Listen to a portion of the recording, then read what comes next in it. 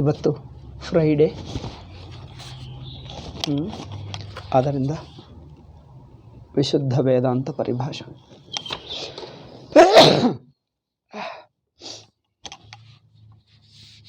ಇದರಲ್ಲಿ ಮಂದ ಮಧ್ಯಮ ಅಧಿಕಾರಿಗಳಿಗೆ ಹಿಂದೆ ಹೇಳಿದ್ದಾರೆ, ಉಪಲಂಭಾತ್ ಸಮಾಚಾರಾತ್ ಅಸ್ತಿವಸ್ತಿತ್ವವಾದಿನಾಂ ಜಾತಿಸ್ತು ದೇಶಿತಾ ಬುದ್ಧೈ ಅಜಾತೇ ಸ್ತ್ರಸತಾಂ ತದಾ. ಯಾರಿಗೆ ನೇರಾಗಿ ಜಗತ್ತು ಎಂಬುದು ಇಲ್ಲ, ಅದು ಬ್ರಹ್ಮವನ್ನೇ ತಪ್ಪಾಗಿ ನೋಡುವುದರಿಂದ ನಿಮಗೆ ಅದು ಏನೋ ಒಂದು ಬೇರೆ ಅನ್ನಿಸ್ತಾ ಇದೆ, ನಿಜವಾಗಿ ಅದಿರುವುದು ಬ್ರಹ್ಮೆ ಎಂದು ನೇರಾಗಿ ಹೇಳಿದಾಗ ಯಾರಿಗೆ ಅರ್ಥವಾಗಲಿಲ್ಲವೋ ಅವರಿಗೆ, ಅಂದರೆ ಏಕೆ ಅರ್ಥವಾಗಲಿಲ್ಲ, ಉಪಲಂಭಾತ್ ಜಗತ್ತು ಕಂಡುಬರುವುದರಿಂದ, ಉಪಲಂಭಾತ್ ಸಮಾಚಾರಾತ್ ಅಂದರೆ ನಾವು ಕರ್ಮಗಳನ್ನು ಮಾಡಿ ಫಲಗಳನ್ನು ಪಡ್ಕೊಳ್ತಾ ಇದ್ದೀವಿ, ಅಂದರೆ ವಿವಿಧ ಪ್ರಯತ್ನಗಳನ್ನು ಮಾಡ್ತಾ ಇದ್ದೀವಿ, ವಿವಿಧ ಅನುಭವಗಳನ್ನು ಪಡ್ಕೊಳ್ತಾ ಇದ್ದೀವಿ. ಆದ್ದರಿಂದ ಜಗತ್ತು ಇರಬೇಕೇ ಇಲ್ಲ ಎಂದು ಹೇಗೆ ಹೇಳೋಕ್ಕಾಗ್ತದೆ ಅಂದರೆ ಅವರಿಗೆ ಹೇಳ್ತಾರೆ, ಹೌದಪ್ಪ ಜಗತ್ತು ಇದೆ, ಅಂದರೆ ಹೇಗಿದೆ, ಹುಟ್ಟಿ ತೋರ್ಕೊಳ್ತದೆ. ಮೊದಲು ಹುಟ್ಟಿ ತೋರ್ಕೊಳ್ತದೆ, ತಾನು ಇದ್ದುಕೊಂಡು ತೋರುವುದಲ್ಲ, ಹುಟ್ಟಿ ತೋರ್ಕೊಳ್ತದೆ. ಅಂದರೆ ನಿಮ್ಮ ಜೀವನ ಅನುಭವವನ್ನು ನೋಡಿಕೊಂಡು ಜಗತ್ತು ಮಿಥ್ಯಾ ಅಂದರೆ ಅವರಿಗೆ ಒಪ್ಪಿಗೆ ಆಗ್ತಾ ಇಲ್ಲ. ಆದ್ದರಿಂದ ಅವರ ಅನುಭವಕ್ಕೆ ಸಾಕಷ್ಟು ಜಗತ್ತು ಒಪ್ಪಿಕೊಂಡು ಅದು ತಾನಾಗಿರಬೇಕಾಗಿಲ್ಲ. ನಿನಗೆ ಅನುಭವಕ್ಕೆ ಬರಬೇಕಾದರೆ ತಾನು ಇರಬೇಕಾಗಿಲ್ಲ. ನಿಮಗೆ ಇದ್ದಂತೆ ಅನುಭವವಾದರೆ ಸಾಕಲ್ಲ, ನಿಮ್ಮ ಅನುಭವ ರೂಪವೇ ಜಗತ್ತು ನಿಮಗೆ ಅನಿಸುತ್ತದೆ. ಇಂದ್ರಿಯಗಳಿಗೆ, ಮನಸ್ಸಿಗೆ ಅಷ್ಟೇ. ಅಂದರೆ ಇಂದ್ರಿಯ ಮನಸ್ಸುಗಳ ಅನಿಸಿಕೆ ರೂಪ ಜಗತ್ತು, ಇರಬೇಕಾಗಿಲ್ಲ, ಅನಿಸಿದ್ದರೆ ಸಾಕು. ಆ ಅನಿಸಿಕೆನೇ ಈಶ್ವರ ಸೃಷ್ಟಿ ಮಾಡಿದ್ದಾನೆ ಅಂದರೇನು, ಈಶ್ವರನದು ಒಂದು ಸಂಕಲ್ಪ. ಇದು ಜಗತ್ತೆಲ್ಲ ಅನಿಸಿಕೆ ಎಂದು ಹೇಳಿ, ಅಂದರೆ ಪೂರ್ತಿ ಜಗತ್ತಿನ ಸತ್ಯ ಒಪ್ಪುತ್ತಾ ಇಲ್ಲ, ಒಂದು ಚೂರು ಕಡಿಮೆ ಮಾಡಿ ಸೃಷ್ಟಿ ಹೇಳ್ತಾ ಇದ್ದಾರೆ. ಈ ಸೃಷ್ಟಿಯ ಪ್ರಯೋಜನವೇನು ಅಂದರೆ ಇದು ಒಬ್ಬನಿಂದ ಹುಟ್ಟಿ ತೋರ್ಕೊಳ್ತಾ ಇದೆ, ತಾನು ಇದ್ದದ್ದಲ್ಲ. ಯಾರಿಂದ ಹುಟ್ಟಿ ತೋರ್ತಾ ಇದೆಯೋ ಅವನು ಸತ್ಯ, ಅವನೇ ಈ ಜಗತ್ತಾಗಿ ತೋರ್ತಾ ಇದ್ದಾನೆ, ಪರಮಾತ್ಮೇ ಜಗತ್ತಾಗಿ ತೋರ್ತಾ ಇದ್ದಾನೆ ಎಂದರ್ಥ. ಹುಟ್ಟಿ ತೋರ್ತಾ ಇದೆ. ಹುಟ್ಟಿ ಅಂದರೆ ಕಲ್ಪಿತ ಹುಟ್ಟುವಿಕೆ, ಕಲ್ಪಿತ ಹುಟ್ಟು. ಆದರೆ ಇಲ್ಲಿ ನೋಡಿ ಚೆನ್ನಾಗಿ ಹೇಳ್ತಾರೆ ಭಾಷ್ಯಕಾರರು, ದೃಢ ಆಗ್ರಹವತಾಂ ಶ್ರದ್ಧಾದಾನ. ಅವರಿಗೆ ಶ್ರದ್ಧಾ ಇದೆ, ಆದರೆ ಏನೋ ಇನ್ನು ಪ್ರಪಂಚ ಬುದ್ಧಿ ಬೇಗ ಬಿಡುತ್ತಾ ಇಲ್ಲ. ಮಂದ ವಿವೇಕಿನಾಂ, ವಿವೇಕವು ಮಂದವಾಗಿದೆ. ಮಂದ ಅಂದರೆ ಮಂದಬುದ್ಧಿ, ಮಂದಾಧಿಕಾರಿಗಳಿಗೋಸ್ಕರ, ಮಧ್ಯಮ ಮಂದಾಧಿಕಾರಿಗಳಿಗೋಸ್ಕರ ಏನು, ಒಂದು ಜಗತ್ತನ್ನು ಒಂದು ಬಗೆಯಾಗಿ ಒಪ್ಪಿ ಅದು ಪರಮಾತ್ಮನ ಕಲ್ಪಿತವೇ ಎಂದು ಹೇಳಿ, ಆದ್ದರಿಂದ ಪರಮಾತ್ಮಕ್ಕಿಂತ ಬೇರೆ ಅಲ್ಲ ಎಂದು, ಪರಮಾತ್ಮನೇ ಜಗತ್ತಾಗಿ ತೋರ್ತಾನೆ ಅಂದರೆ ಮೊದಲು ಜಗತ್ತಾಗಿ ನೋಡಬೇಡ, ಪರಮಾತ್ಮ ಹಾಗೆ ನೋಡು. ಏಕೆ, ಅವನೇ ಒಂದು ರೂಪ ಧರಿಸಿಕೊಂಡು, ನಾಟಕದಲ್ಲಿ ರೂಪ ಧರಿಸಿರುವ ಹಾಗೆ ಜಗತ್ತೆಂಬ ರೂಪ ಧರಿಸಿಕೊಂಡು ಜಗತ್ತು ಪರಮಾತ್ಮ ತೋರ್ತಾ ಇದ್ದಾನೆ. ಹೀಗೆ ನಿಮ್ಮ ಬುದ್ಧಿಯನ್ನು ಪರಮಾತ್ಮನ ಕಡೆಗೆ ತಿರುಗಿಸು, ಆವಾಗ ಜಗತ್ತು ತಾನು ಕಡಿಮೆ ಆಗಿಬಿಡ್ತದೆ, ಅಂದರೆ ಸುಮ್ಮನೆ ತೋರಿಕೆ ಆಗಿಬಿಡ್ತದೆ. ಕೊನೆಗೆ ಆ ತೋರಿಕೆಯು ಪರಮಾತ್ಮಂದೇ, ಅಂದರೆ ಪರಮಾತ್ಮೆ. ಹೀಗೆ ಒಂದು ಹೆಜ್ಜೆ ಸ್ವಲ್ಪ ನಿಧಾನವಾಗಿ, ಉತ್ತಮಾಧಿಕಾರಿ ನೇರಾಗಿ ಹೇಳಿರುವ ತತ್ವವನ್ನು ನೇರಾಗಿ ಅರ್ಥ ಮಾಡಿಕೊಳ್ತಾರೆ. ಮಂದ ಮಧ್ಯಮ ಅಧಿಕಾರಿ ಸ್ವಲ್ಪ ನಿಧಾನವಾಗಿ ಜಗನ್ಮಿಥ್ಯ, ಬ್ರಹ್ಮ ಒಂದೇ ಸತ್ಯ ಎಂದು ಸ್ವಲ್ಪ ನಿಧಾನವಾಗಿ ತಿಳ್ಕೊಳ್ತಾರೆ. ಆ ನಿಧಾನವಾಗಿ ತಿಳಿಯುವಕ್ಕೆ ಕೆಲವು ಮೆಟ್ಟಿಲುಗಳಿಟ್ಟರು. ಪರಮಾತ್ಮ ಜಗತ್ತನ್ನು ಕಲ್ಪಿಸ್ತಾನೆ. ಹೇಗೆ? ಪರಮಾತ್ಮ ಸಚ್ಚಿದಾನಂದ ಚೈತನ್ಯ ಸ್ವರೂಪ ಪರಮಾತ್ಮ ಸೃಷ್ಟಿ ಮಾಡ್ತಾನೆ. ಪರಮಾತ್ಮನ ಸೃಷ್ಟಿ ಎನ್ನುವಾಗ ಲೌಕಿಕರ ಸೃಷ್ಟಿ, ಲೌಕಿಕರು ಹೇಗೆ ಮಾಡ್ತಾರೋ ಹಾಗೆ ತಿಳ್ಕೊಳ್ಳಬೇಡ. ಏಕೆಂದರೆ ಲೌಕಿಕರಿಗೆ ಎರಡಿರುತ್ತದೆ ನೋಡಿ. ಲೌಕಿಕರು ಮಾಡುವವರಿಗೆ ದೇಹೇಂದ್ರಿಯಗಳಿರುತ್ತವೆ ಅಲ್ಲವೇ? ಮಾಡುವವನಿಗೆ ದೇಹ ಇರುತ್ತದೆ, ದೇಹದಿಂದ ಸೃಷ್ಟಿ ಮಾಡ್ತಾನೆ. ಕೈ ಕಾಲು ಇರುತ್ತದೆ. ಇನ್ನೊಂದೇನು, ದೇಹ ಇರುತ್ತದೆ ಮನುಷ್ಯರಿಗೆ. ಎರಡನೆಯದು, ಅವರಿಗೆ ಏನೋ ಆಸೆ ಇರುತ್ತದೆ, ಇಚ್ಛಾ. ಇಚ್ಛಾ ಅಂದರೆ ಸೃಷ್ಟಿ ಮಾಡುವುದಕ್ಕೆ ಅವರಿಗೆ ಇಚ್ಛೆ ಬೇಕು, ಉಪಾದಾನ ಕಾರಣ ಬೇಕು ಅಲ್ಲವೇ? ಇಚ್ಛಾ ಬೇಕು, ದೇಹ ಬೇಕು, ಉಪಾದಾನ ಕಾರಣ ಬೇಕು. ಅಂದರೆ ಸೃಷ್ಟಿ ಮಾಡುವಕ್ಕೆ ದ್ರವ್ಯ ಬೇಕು ಮತ್ತು ಸೃಷ್ಟಿ ಮಾಡುವ ಕ್ರಿಯೆ ಬೇಕು. ಸೃಷ್ಟಿ ಎಂಬ ಕ್ರಿಯೆ ಇಷ್ಟು ಇದೆ ಅಲ್ಲವೇ? ಇದನ್ನು ಏನು ಮಾಡ್ತೀವಿ? ಇಷ್ಟೆಲ್ಲ ಪರಮಾತ್ಮನಲ್ಲಿ ಇಲ್ಲವಲ್ಲ.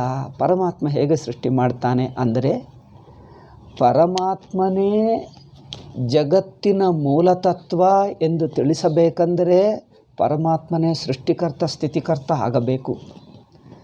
మరి ಸೃಷ್ಟಿಕರ್ತ ಸ್ಥಿತಿಕರ್ತ ಆಗುವುದಕ್ಕೆ ಸಾಕಷ್ಟು ಗುಣಗಳು, ಧರ್ಮಗಳು, ಶಕ್ತಿಗಳು ಇವೇನು ಪರಮಾತ್ಮನಲ್ಲಿ ಇದ್ದರೆ ಒಪ್ಕೊಳ್ತೀವಿ.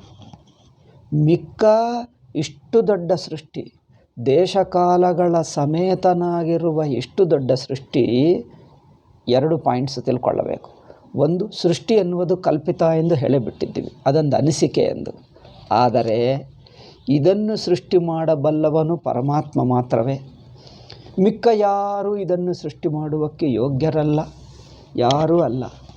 ಯಾವುದಕ್ಕೆ ಅಷ್ಟು ಸೃಷ್ಟಿ ಮಾಡುವ ಶಕ್ತಿ ಇಲ್ಲ. ಎಲ್ಲವೂ ಜಗದಂತರ್ಗತವೇ, ಎಲ್ಲವೂ ಸೃಷ್ಟಿಗೆ ಅಂತರ್ಗತವೇ ಹೊರತು ಸೃಷ್ಟಿಗೆ ಹೊರಗೆ ಇದ್ದು, ಅಂದರೆ ಸೃಷ್ಟಿಯನ್ನು ದಾಟಿ ಸೃಷ್ಟಿಗೆ ಆಧಾರವಾಗಿ ತಾನೇ ಸೃಷ್ಟಿಯಾಗಿ ತೋರುವಂಥವನಿಗೆ ಯಾರೂ ಇಲ್ಲ ಪರಮಾತ್ಮನನ್ನು ಬಿಟ್ಟು.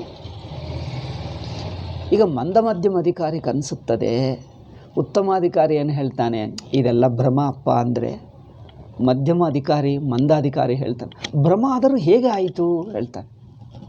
ಭ್ರಮ ಅಂದರೆ ಆಗಲಿಲ್ಲ ಎಂದರ್ಥ. ಭ್ರಮ ಅಂದರೆ ಭ್ರಮ ಬಿಟ್ಟು ಬಿಡ್ತಾನೆ ಅಲ್ಲ. ಒಬ್ಬನು ಇದೆಲ್ಲ ನೀನೇ ತಪ್ಪು ತಿಳ್ಕೊಂಡಿದ್ದೀಯಪ್ಪ, ಅಲ್ಲಿ ಏನಿಲ್ಲ, ಸುಮ್ಮನೆ ನಿನ್ನ ಭ್ರಮ ಅಂದರೆ ಭ್ರಮ ಬಿಟ್ಟು ಹೋಗ್ತದೆ ಉತ್ತಮಾಧಿಕಾರಿ. ಮಧ್ಯಮಾಧಿಕಾರಿಗೆ ಇದು ಭ್ರಮನ? ಹೇಗೆ ಹೇಗೆ ಭ್ರಮ ಹೇಗಾಗ್ತದೆ? ಭ್ರಮ ಎಂದು ಹೇಳಿದ್ದವರಿಗೆ ಅರ್ಥವಾಗ್ತಾ ಇಲ್ಲ. ಭ್ರಮವನ್ನು ಬಿಡಿಸಿ ಹೇಳಬೇಕು. ಹೇಗೆ ಹೇಗೆ ಏನಪ್ಪ, ಅದು ಇಲ್ಲ ಎಂದು ಹೇಳುವುದೇ ಅಷ್ಟೇ. ಅಂದರೆ ಇವರಿಗೆ ಭ್ರಮವನ್ನು, ಕಲ್ಪಿತ ಜಗತ್ತನ್ನು ಸೃಷ್ಟಿ ಹೇಳುವುದಕ್ಕೆ ಸಚ್ಚಿದಾನಂದ ಸ್ವರೂಪಕ್ಕೆ, ಸಚ್ಚಿದಾನಂದ ಸ್ವರೂಪವನ್ನೇ ಜಗತ್ತಾಗಿ ತಪ್ಪಾಗಿ ತಿಳ್ಕೊಂಡಿದ್ದೇವೆ. ಆ ಸಚ್ಚಿದಾನಂದ ಸ್ವರೂಪ ಜಗತ್ತಾಗಿ ಹೇಗೆ ತೋರ್ತಾನೆ? ಸೃಷ್ಟಿ ಮಾಡಬೇಕಂದರೆ, ಅಂದರೆ ತೋರಬೇಕಂದರೆ ಅದಕ್ಕೆ ಏನೇನು ಬೇಕು? ಪರಮಾತ್ಮಕ್ಕೆ ದೇಹ ಬೇಕು, ಉಪಾದಾನ ಕಾರಣ ಬೇಕು, ಇಚ್ಛಾ ಬೇಕು, ಸೃಷ್ಟಿ ಕ್ರಿಯೆ ಬೇಕು. ಇವುಗಳೆಲ್ಲ ಇಲ್ಲವಲ್ಲ ಅಂದರೆ ಇರುತ್ತವೆ ಎಂದು ಸಿದ್ಧಪಡಿಸಬೇಕು. ನಾವು ಹಿಂದಿನ ಪಾಠಗಳಲ್ಲಿ ಚರ್ಚೆ ಮಾಡಿದ್ದೇವೆ ವಿಸ್ತಾರವಾಗಿ. ಪರಮಾತ್ಮನಿಗೆ ದೇಹವಿದೇನು? ಉಪಾದಾನ ಕಾರಣ ಎಲ್ಲಿ? ಪರಮಾತ್ಮ ತಾನೇ ಉಪಾದಾನ ಕಾರಣ, ತಾನೇ ನಿಮಿತ್ತ ಕಾರಣ. ಅವರಿಗೆ ಸೃಷ್ಟಿ ಮಾಡುವುದಕ್ಕೆ ದೇಹವಿಲ್ಲವಲ್ಲ ಅಂದರೆ ಅವರಿಗೆ ಸಂಕಲ್ಪವೇ ದೇಹ, ಸಂಕಲ್ಪವೇ ದೇಹ ಬೇಕಾಗಿಲ್ಲ ಎಂದು ನೇರಾಗಿ ಹೇಳ್ತೀವಿ. ಅಲ್ಲಲ್ಲ, ದೇಹ ಬೇಕು ಅಂದರೆ ಆಯಿತು, ಅವರ ಸಂಕಲ್ಪವೇ ದೇಹ, ಅವರ ಜ್ಞಾನವೇ ದೇಹ. ನೋಡಿ, ದೇಹವು ಬೇಕಾಗಿಲ್ಲ ಎಂದು ಅರ್ಥ ಮಾಡಿಕೊಂಡರೆ ಮುಗಿಯುತ್ತದೆ. ಅಲ್ಲ, ದೇಹವು ಬೇಕೇ, ಇಲ್ಲದಿದ್ದರೆ ಹೇಗೆ ಮಾಡ್ತಾನೆ? ಆಯಿತು, ದೇಹ ಬೇಕಾ? ಆಯಿತು, ಜ್ಞಾನವೇ ದೇಹ. ಹೀಗೆ ಒಪ್ಕೊಳ್ತಾನೆ. ಹೀಗೆ ದೇಹವಿಲ್ಲ ಎಂದು ಹೇಳಿದ್ದರೆ ಅರ್ಥವಾಗದೇ ಇರುವವನಿಗೆ ಜ್ಞಾನಸ್ವರೂಪವೇ ಅವರ ದೇಹ, ಜ್ಞಾನಸ್ವರೂಪವೇ ಅವರ ಕ್ರಿಯೆ. ನಮ್ಮ ಹಾಗೆ ಕ್ರಿಯೆ ಬಿಡಿಯಾಗಿಲ್ಲ. ಜ್ಞಾನಸ್ವರೂಪವೇ ಕ್ರಿಯೆ, ಜ್ಞಾನಸ್ವರೂಪವೇ ಅವರ ಇಚ್ಛಾ, ಜ್ಞಾನಸ್ವರೂಪವೇ ಅವರ ದೇಹ, ಜ್ಞಾನಸ್ವರೂಪವೇ ಅಂದರೆ ಚೈತನ್ಯ ಸ್ವರೂಪವೇ ಅವರ ಉಪಾದಾನ ಕಾರಣ. ಹೀಗೆ ನೋಡಿ, ಪರಮಾತ್ಮ ಸೃಷ್ಟಿ ಮಾಡಲಿಕ್ಕೆ ಏನೇನು ಬೇಕೋ ಅದೆಲ್ಲವೂ ಚೈತನ್ಯ ಸ್ವರೂಪ ಪರಮಾತ್ಮನಲ್ಲೇ ಇವೆ. ಏನೇನು? ದೇಹ ಬೇಕು, ದೇಹದಿಂದ ಕ್ರಿಯೆ ಮಾಡ್ತಾನೆ. ಮನಸ್ಸು ಬೇಕು, ಮನಸ್ಸಿನಿಂದ ಯೋಚನಾ ಸಂಕಲ್ಪ ಮಾಡ್ತಾನೆ. ಉಪಾದಾನ ಕಾರಣ ಬೇಕು, ಅದನ್ನು ಬದಲಾಯಿಸ್ತಾನೆ. ಉಪಾದಾನ ಕಾರಣ ಬೇಕು, ಮನಸ್ಸು ಬೇಕು, ಅದರಿಂದ ಸಂಕಲ್ಪ ಮಾಡ್ತಾನೆ. ದೇಹ ಬೇಕು, ಕ್ರಿಯೆ ಬೇಕು. ಈ ಮೂರು ಎಲ್ಲಿಂದ? ಮೂರು ತಾನೇ. ಚೈತನ್ಯವೇ ಉಪಾದಾನ ಕಾರಣವಾಗ್ತದೆ, ಚೈತನ್ಯವೇ ಮನಸ್ಸಾಗುತ್ತದೆ. ಮನಸ್ಸಂದರೆ ಸಂಕಲ್ಪ, ಚೈತನ್ಯವೇ ಮನಸ್ಸು. ಚೈತನ್ಯದಲ್ಲೇ ಸಂಕಲ್ಪ, ಇಚ್ಛೆ ಹುಟ್ಟುತ್ತದೆ. ಇಚ್ಛೆ ಅಂದರೆ ನಾವು ಅಂದ್ಕೊಳ್ತೀವಿ ಲೌಕಿಕರ ಇಚ್ಛೆ ಅಂದ್ಕೊಳ್ತೀವಿ. ಇದು ಲೌಕಿಕರ ಇಚ್ಛೆಕ್ಕಿಂತ ಬೇರೆ ಅಪ್ಪ. ಇದು ಲೌಕಿಕರ ಇಚ್ಛೆ ಏನು ಮಾಡ್ತದೆ? ಲೌಕಿಕರ ಇಚ್ಛೆ ಯಾರಿಗೆ ಇಚ್ಛೆ ಇರುತ್ತದೋ, ಯಾರಿಗೆ ಕಾಮ ಇಚ್ಛೆ ಇರುತ್ತದೋ ಅವರಿಗೆ ಕೊರತೆ ಇರುತ್ತದೆ. ಆ ಇಚ್ಛೆ ಅವರನ್ನು ಕಂಟ್ರೋಲ್ ಮಾಡ್ತದೆ, ಒತ್ತಡ ಮಾಡಿ ಮಾಡಿ ಕೆಲಸ ಮಾಡಿಸ್ತದೆ. ಆದರೆ ಪರಮಾತ್ಮನ ಇಚ್ಛೆ ಮನುಷ್ಯನ ಇಚ್ಛೆಗಿಂತ ಬೇರೆ. ಮನುಷ್ಯನ ಇಚ್ಛೆ ಮನುಷ್ಯನನ್ನು ಏನು ಮಾಡ್ತದೆ? ವಶೀಕರಣ ಮಾಡ್ತದೆ, ತನ್ನ ಅಧೀನದಲ್ಲಿಟ್ಕೊಳ್ತದೆ, ತನ್ನ ಹತೋಟಿಯಲ್ಲಿಟ್ಕೊಂಡು ಇವರನ್ನು ಮನುಷ್ಯನನ್ನು ಗುಲಾಮಿ ಮಾಡಿಬಿಡ್ತದೆ. ಪರಮಾತ್ಮನ ಇಚ್ಛೆಗಳು ಪರಮಾತ್ಮನನ್ನು ಗುಲಾಮಿ ಮಾಡಲ್ಲ. ಅಂದರೆ ಅರ್ಥವೇನು? ಆ ಇಚ್ಛೆ ತನಗೆ ಕೊರತೆಯಿಂದ ಹುಟ್ಟಿದ್ದಲ್ಲ, ನನಗೇನು ಬೇಕು ಎಂದು ಹುಟ್ಟಿದ್ದ ಆಸೆ ಅಲ್ಲ ಅದು. ಪರಮಾತ್ಮಕ್ಕೆ ಯಾವ ಆಸೆ ಇಲ್ಲ. ಹಿಂದಿನ ಪಾಠದಲ್ಲಿ ಹೇಳಿದ್ದೇವೆ. ಇತರ ಮತಗಳಲ್ಲಿ, ಕೆಲವು ವಿದೇಶಿ ಮತಗಳಲ್ಲಿ ಪರಮಾತ್ಮನಿಗೆ ನಾನು ದೊಡ್ಡವನು ಎಂದು ತೋರಿಸಿಕೊಳ್ಳಬೇಕೆಂಬ ಆಸೆ ಇದ್ದಂತೆ ಜೀವರನ್ನು ಹುಟ್ಟಿಸಿದ್ದರೆ ನಾನು ಎಷ್ಟು ದೊಡ್ಡವನು ಎಂದು ಜೀವರು ನೋಡಿಕೊಂಡು ನನ್ನನ್ನು ಪ್ರಶಂಸೆ ಮಾಡ್ತಾರೆ. ಆವಾಗ ನನಗೆ ಸಂಭ್ರಮ ಆಗುತ್ತದೆ, ಸಂತೋಷವಾಗ್ತದೆ. ಇದು ಪರಮಾತ್ಮನಲ್ಲಿ ಒಂದು ಹುಚ್ಚು ಆಸೆ ಅಲ್ಲವೇ? ಹುಚ್ಚುತನದ ಆಸೆ. ಜೀವರನ್ನು ಹುಟ್ಟಿಸಿದ್ದರೆ ತನ್ನನ್ನು ಮೆಚ್ಚಿಕೊಳ್ತಾರಂತೆ, ಅದರಿಂದ ತಾನು ಸಂಭ್ರಮ ಪಟ್ಕೊಳ್ತಾನಂತೆ. ಅದನ್ನು ನೋಡಿ. ಆದ್ದರಿಂದ ವೇದಾಂತದಲ್ಲಿ ಪರಮಾತ್ಮನಿಗೆ ಏನು ಕೊರತೆ ಇದೆ ಎಂದು ಸಂಕಲ್ಪ ಹುಟ್ಟಲಿಲ್ಲ. ಏಕೆ? ಅದು ಅನುಗ್ರಹ ರೂಪ ಸಂಕಲ್ಪ. ಅವರ ಆಸೆ ಜೀವನಿಗೆ ಹುಟ್ಟಲಿರುವ ಜೀವನ ಮೇಲೆ ಅನುಗ್ರಹವೇ ಹೊರತು ತನಗೆ ಆಸೆ ಏನಿಲ್ಲ, ಯಾವ ಕೊರತೆ ಇಲ್ಲ. ಸೃಷ್ಟಿ ಮಾಡದಿದ್ದರೂ ತಾನು ತೃಪ್ತಿಯಾಗಿ ಆನಂದವಾಗಿ ಪರಿಪೂರ್ಣವಾಗಿರುತ್ತಾನೆ. ನಾನು ಸೃಷ್ಟಿ ಮಾಡಲೇಬೇಕು, ಇಲ್ಲದಿದ್ದರೆ ನನಗೇನೋ ಕೊರತೆ ಇದೆ ಅಂತೇನಲ್ಲ. ಸೃಷ್ಟಿ ಮಾಡದಿದ್ದರೂ ಪರಿಪೂರ್ಣ, ಸೃಷ್ಟಿ ಮಾಡುತ್ತಿದ್ದರೂ ಪರಿಪೂರ್ಣ. ಪರಮಾತ್ಮ ಪರಿಪೂರ್ಣ ಸ್ವಭಾವವಾಗಿ ಲೋಕಾನುಗ್ರಹವಾಗಿ ಸೃಷ್ಟಿ ಮಾಡುತ್ತಾನೆ. ಇದು ಅವರ ಸಂಕಲ್ಪ ಎಂಬುದು, ಇಚ್ಛೆ ಎಂಬುದು ತನ್ನ ವೈಯಕ್ತಿಕ ದೋಷ, ವೈಯಕ್ತಿಕ ಕೊರತೆ ಅಲ್ಲ, ಅದು ಲೋಕಾನುಗ್ರಹ ಅಷ್ಟೇ.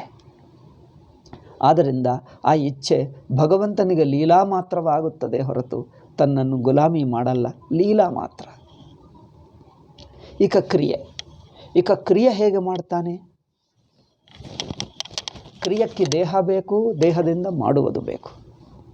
ಅಂದರೆ ದೇಹವು ಚೈತನ್ಯ ಸ್ವರೂಪವೇ ದೇಹ. ಈಗ ತನಗಿಂತ ದೇಹ ಬಿಡಿಯಾಗಿಲ್ಲ.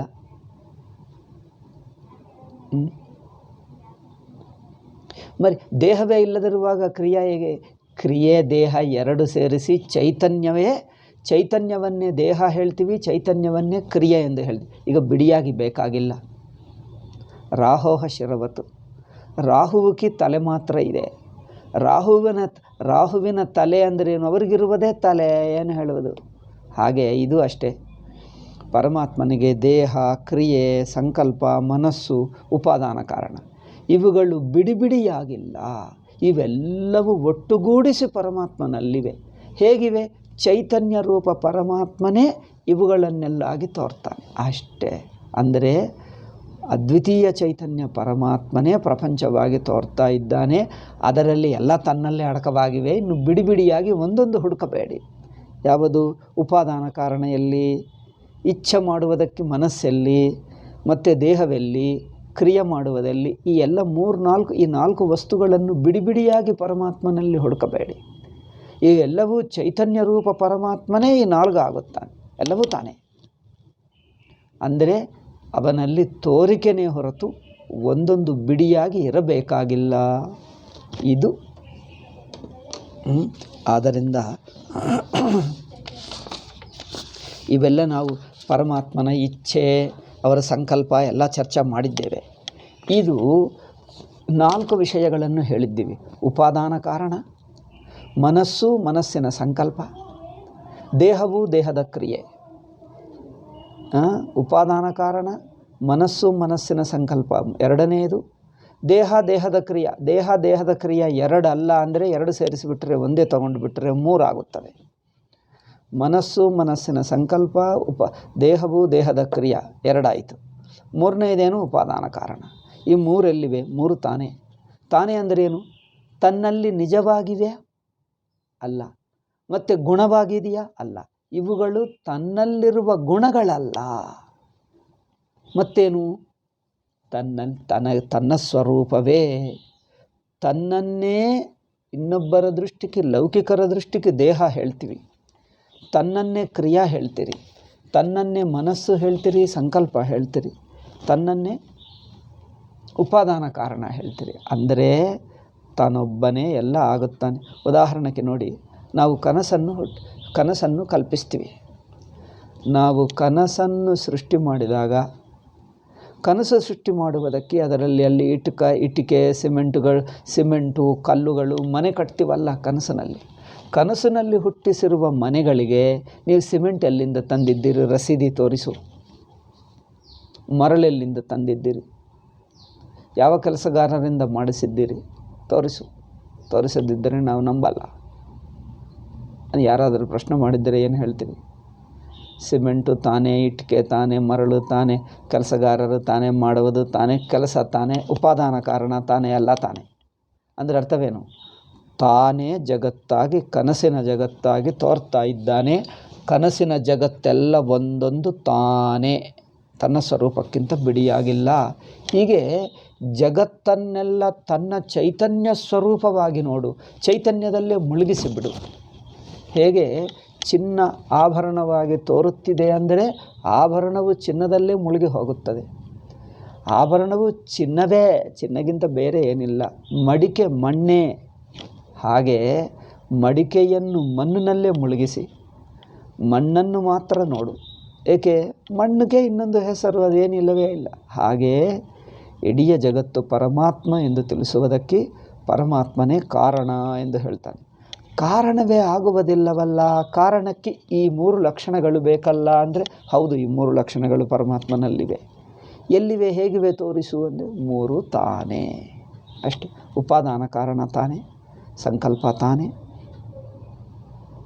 ದೇಹವು ದೇಹದ ಕ್ರಿಯೆಗಳು ತಾನೇ, ಇದೆಲ್ಲ ತಾನೇ. ಹೀಗೆ ಎಲ್ಲವೂ ತಾನೇ ಆಗಿರುವ ಪರಮಾತ್ಮ ಜಗತ್ತಾಗಿ ತೋರ್ತಾರೆ. ಇವುಗಳು ಉಪಾದಾನ ಕಾರಣ, ಮನಸ್ಸು, ದೇಹ, ಕ್ರಿಯೆ, ಈ 3 ಪರಮಾತ್ಮನಲ್ಲಿ ಇವೆ ಎಂದು ಬಿಡಿಯಾಗಿ ನೋಡಬೇಡಿ. ಇವೆಲ್ಲವೂ ಒಟ್ಟಾಗಿ ಬಿಟ್ಟಿವೆ, 3 ಸೇರಿಕೊಂಡು ಬಿಟ್ಟಿವೆ. 3 ಪರಮಾತ್ಮ ಆಗಿಬಿಟ್ಟ. ಪರಮಾತ್ಮನಲ್ಲಿ ಗುಣಗುಣಿ ಭಾವ ಅಂದ್ರೇನು? ಒಂದು ಹೂವು ಇದೆ, ಉದಾಹರಣೆ ಹೇಳ್ತೀನಿ. ಹೂವಿಗೆ ಕೆಂಪು ಗುಣ ಇದೆ. ಏನದು? ಎರ್ರ ಗುಲಾಬಿ ಅಂದರೇನು? ಕೆಂಪಿನ ಏನು ಹೇಳ್ತಾರೆ? ಕೆಂಪಿನ ಗುಲಾಬಿ ಅಥವಾ ಕೆಂಪು ಗುಲಾಬಿ ಏನು ಹೇಳ್ತಾರೆ? ಕೆಂಪಿನ ಗುಲಾಬಿ ಪುಷ್ಪ, ಗುಲಾಬಿ ಹೂವು. ಕೆಂಪಿನ ಗುಲಾಬಿ ಅಂದರೆ ಕೆಂಪೆಂಬುದು ಗುಲಾಬಿಗೆ ಗುಣ ಆಗುತ್ತದೆ. ಏಕೆ ಗುಣ? ಗುಣ ಅಂದರೆ ಹೇಗೆ?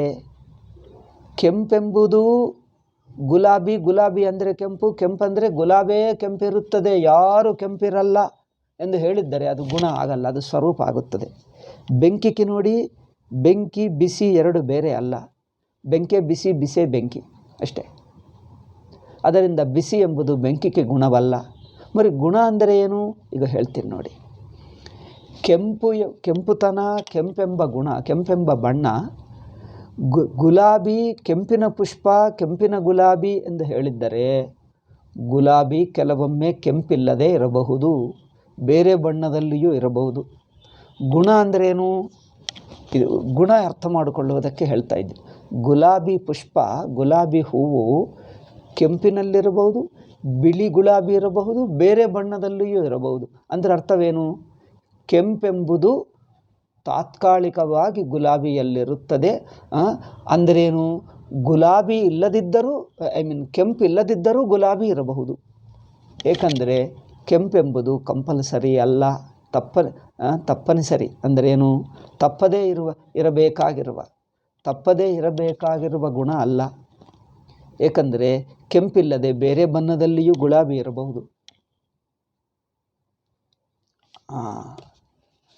ಕೆಂಪಲ್ಲದೆ ಬೇರೆ ಗುಣದಲ್ಲಿಯೂ ಗುಲಾಬಿ ಇರಬಹುದು.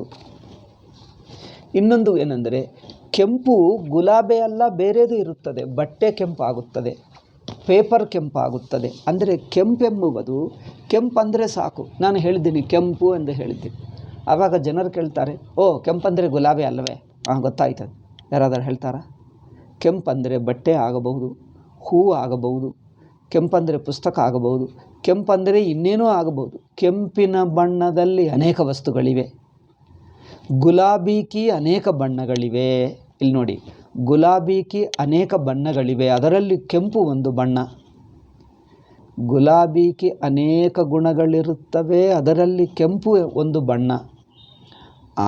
ಹಾಗೆಯೇ ಕೆಂಪು ಬಣ್ಣ ಗುಲಾಬಿಯಲ್ಲೇ ಇರುವುದಲ್ಲ, ಬಟ್ಟೆ ಕೆಂಪಾಗಬಹುದು, ಪುಸ್ತಕ ಪೇಪರ್ ಕೆಂಪಾಗಬಹುದು. ಅನೇಕ ವಸ್ತುಗಳು ಕೆಂಪು ವಸ್ತುಗಳಿರುತ್ತವೆ. ಕೆಂಪು ಬಣ್ಣದ ವಸ್ತುಗಳು ಅನೇಕವಿರುತ್ತವೆ. ಆದ್ದರಿಂದ ಕೆಂಪು ಬಣ್ಣ ಅಂದರೆ ಗುಲಾಬಿ ಎಂದು ಹೇಳೋಕ್ಕಾಗಲ್ಲ, ಗುಲಾಬಿ ಅಂದರೆ ಕೆಂಪೆ ಎಂದು ಹೇಳೋಕ್ಕಾಗಲ್ಲ. ಗುಲಾಬಿ ಅನೇಕ ಬಣ್ಣಗಳಿರುತ್ತದೆ, ಕೆಂಪು ಬಣ್ಣ ಅನೇಕ ವಸ್ತುಗಳಲ್ಲಿರುತ್ತದೆ. ಇದನ್ನು ಗುಣದ್ರವ್ಯ ಎಂದು ಹೇಳ್ತೀವಿ. ಗುಣದ್ರವ್ಯ ಅಂದ್ರೇನು? ಹೀಗೆ ಇಲ್ಲಿ ಪರಮಾತ್ಮ ಸೃಷ್ಟಿ ಮಾಡ್ತಾನೆ ಅಂದರೆ ಸೃಷ್ಟಿ ಮಾಡುವುದಕ್ಕೆ ಬೇಕಾಗಿರುವ 3 ವಿಷಯಗಳು ಹೇಳಿದ್ದೇವೆ. ಉಪಾದಾನ ಕಾರಣ, ಸಂಕಲ್ಪ ಮತ್ತು ದೇಹವು ಕ್ರಿಯಾ. ಈ 3 ಪರಮಾತ್ಮನಲ್ಲಿವೆ. ಅಂದರೆ ಕೆಂಪು ಗುಲಾಬಿ ಹೇಗೆ ಗುಣಿ, ಕೆಂಪೆಂಬುದು ಗುಲಾಬಿಗೆ ಗುಣವು ಹೇಗೆ ಆಯಿತೋ ಹಾಗೆ ಈ 3 ಗುಣಗಳು ಪರಮಾತ್ಮಕ್ಕಿವೇನು? ಹಾಗೆ ಹೇಳಬೇಕಾ? ಗುಣಗಳು ಎಂದು ಹೇಳಬೇಕಾ? ಅಲ್ಲ. ಏಕೆ? ಈಗ ಹೇಳಿದ್ದೀನಿ ನೋಡಿ, ಕೆಂಪೆಂಬುದು ಗುಲಾಬಿಗೆ ಗುಣ ಹೇಗೆ ಆಯಿತು? 2 ಕಾರಣಗಳು ಹೇಳಿದ್ದೀನಿ. ಒಂದು, ಗುಲಾಬಿ ಕೆಂಪಂದರೆ ಗುಲಾಬಿ ಅಲ್ಲ. ಗುಲಾಬಿ ಅಂದರೆ ಬಣ್ಣ ಅಲ್ಲ, ನಾನು ಗುಲಾಬಿ ಹೂವೆಂದು ಹೇಳ್ತಾ ಇದ್ದೀನಿ. ಗುಲಾಬಿ ಹೂವು ಅಂದರೆ ಅದು ಕೆಂಪಿನಲ್ಲಿ ಇರಬಹುದು, ಬೇರೆ ಬಣ್ಣದಲ್ಲಿರಬಹುದು. ಅಂದರೆ ಕೆಂಪೆಂಬುದು ಒಂದಾನೊಂದು ಗುಣವೇ ಹೊರತು ಕೆಂಪೇ ಇರಬೇಕೆಂದಿಲ್ಲ, ಒಂದು ಕಾರಣ. ಇನ್ನೊಂದು ಕಾರಣ, ಕೆಂಪೆಂಬುದು ಗುಲಾಬಿ ಹೂವೇ ಅಲ್ಲ, ಅನೇಕ ವಸ್ತುಗಳು ಕೆಂಪು ಬಣ್ಣದಲ್ಲಿರುತ್ತವೆ. ಅದರಿಂದ ಕೆಂಪು ಬಣ್ಣ ಅಂದರೆ ಗುಲಾಬಿ ಹೂವಲ್ಲ, ಗುಲಾಬಿ ಹೂವಂದರೆ ಕೆಂಪೇ ಎಂದು ಹೇಳೋಕ್ಕಾಗಲ್ಲ. ಹೀಗೆ ಗುಲಾಬಿ ಕೆಂಪು 2 ಒಂದೇ ಆಗಿದ್ದಿದ್ದರೆ ಆವಾಗ ಅದು ಗುಣವಲ್ಲ, ಸ್ವರೂಪ ಎಂದು ಹೇಳುತ್ತಿದ್ದೀವಿ. ಮರಿ ಗುಣವಲ್ಲದ ಸ್ವರೂಪ ಅಂದರೆ ಹೇಗೆ? ಅದಕ್ಕೆ ಉದಾಹರಣವೇನು? ಇದಕ್ಕೆ ಅಗ್ನಿ, ಬೆಂಕಿ, ಬೆಂಕಿ ಬಿಸಿ. ಬಿಸಿ ಅಂದರೆ ಬೆಂಕಿ ಅಂದರೆ ಬಿಸಿ. ಬಿಸಿ ಇಲ್ಲದ ಬೆಂಕಿ ಇಲ್ಲ, ಬೆಂಕಿ ಅಲ್ಲದೆ ಬಿಸಿ ಇಲ್ಲ. ನೋಡಿ, ಬೆಂಕಿ ಬಿಸಿ ಎಂಬುದು 2 ಒಂದೇ. ಆವಾಗ ಬಿಸಿ ಎಂಬುದು ಬೆಂಕಿಯ ಗುಣವಲ್ಲ. ಅಯ್ಯೋ, ಅದೇನು? ಬಿಸಿ ಬೆಂಕಿಯ ಗುಣವಲ್ಲವ? ಗುಣ ಅಲ್ಲ, ಅದು ಸ್ವರೂಪ. ಇದು ವ್ಯತ್ಯಾಸ ನೋಡಿ.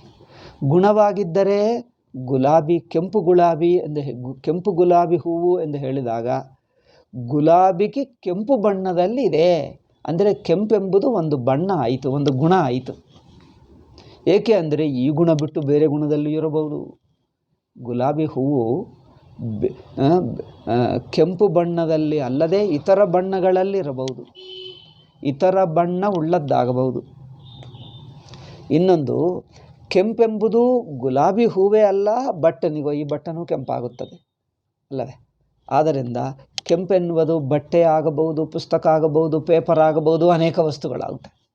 ಆದ್ದರಿಂದ ಕೆಂಪು ಗುಲಾಬಿ 2 ಒಂದೇ ಆಗಲ್ಲ, ಆವಾಗ ಅವು ಗುಣ ಆಗುತ್ತದೆ. ಇಲ್ಲಿ ಬೆಂಕಿ ಬಿಸಿ ಒಂದೇ ಆದರೆ ಅದು ಸ್ವರೂಪ ಆಗುತ್ತದೆ. ಈ ಸ್ವರೂಪಕ್ಕೆ ಗುಣಕ್ಕೆ ವ್ಯತ್ಯಾಸ ನೋಡಿ ಅಲ್ಲವೇ? ಸ್ವರೂಪಕ್ಕೆ ಗುಣಕ್ಕೆ ವ್ಯತ್ಯಾಸವೇನು ಈಗ ಹೇಳಿದ್ದೆ ನೋಡಿ. ಸ್ವರೂಪ ಅಂದರೆ ಬೆಂಕಿ, ಬಿಸಿ ಬಿಸಿ ಬೆಂಕಿ, ನೀವು ಬೆಂಕಿ ಹೇಳಿದರೂ ಬಿಸಿ ಹೇಳಿದರೂ ಒಂದೇ. ಹಾಗೆ ಪರಮಾತ್ಮಗೆ ಸೃಷ್ಟಿಕರ್ತೃತ್ವ ಆಗುವುದು, ಸೃಷ್ಟಿ ಮಾಡುವಂಥ ಕ್ರಿಯೆಗಳು, ಗುಣಗಳು, ಶಕ್ತಿ ಏನೇನು ಬೇಕೋ, ಇಚ್ಛಾಶಕ್ತಿ, ಕ್ರಿಯಾಶಕ್ತಿ, ಜ್ಞಾನಶಕ್ತಿ ಹೇಳಿದ್ದೀವಲ್ಲ, ಇದೆಲ್ಲವೂ ಪರಮಾತ್ಮನ ಗುಣಗಳಲ್ಲ. ಮಂತ್ರ, ಉಪನಿಷತ್ತು ಮಂತ್ರ ಏನು ಹೇಳ್ತದೆ? ಸ್ವಾಭಾವಿಕಿ ಜ್ಞಾನ ಬಲಕ್ರಿಯಾಚ ಹೇಳುತ್ತಲ್ಲ. ನ ತಸ್ಯ ಕಾರ್ಯಂಕರಣಂಚ ವಿದ್ಯತೆ ನ ತತ್ಸಮಶ್ಚ ಅಭ್ಯಧಿಕಶ್ಚ ದೃಶ್ಯತೆ ಪರಾಸ್ಯ ಶಕ್ತಿರ್ವಿವಿಧೈವ ಶ್ರೂಯತೆ ಸ್ವಾಭಾವಿಕಿ ಜ್ಞಾನ ಬಲಕ್ರಿಯಾಚ. ಶ್ವೇತಾಸ್ತ್ರ ಉಪನಿಷತ್ತು ಎಷ್ಟು ಒಳ್ಳೆಯದು ಹೇಳ್ತದೆ ನೋಡಿ.